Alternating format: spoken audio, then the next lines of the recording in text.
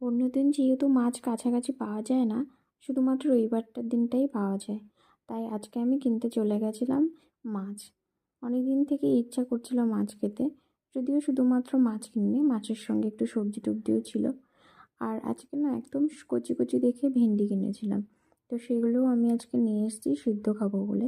আর এদিকে রান্না করছি, তার মাঝখানে আমি একটু চা বানিয়েছিলাম, খুব খিদে পাচ্ছিল বলে চা বানিয়ে খেয়েছি। আর এদিকে আমার রান্নার প্রসেসিং চলছে। দেখো, মাছগুলোকে আমি ভেজে টেজে নিচ্ছি, হলুদ লবণ আগে থেকেই মাখিয়ে রেখেছিলাম। আর আমার এই মাছ দিয়ে না উচ্ছে আলু দিয়ে একদম হালকা পাতলা তরকারি খেতে না ভীষণ ভালো লাগে।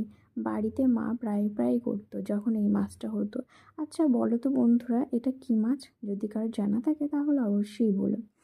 আমি এগুলোকে একটু হালকা ভেজে নিয়ে জল দিয়ে তারপরে সেটাকে একটু রান্না করে নিলাম, আর সবার শেষে খেয়ে নিলাম।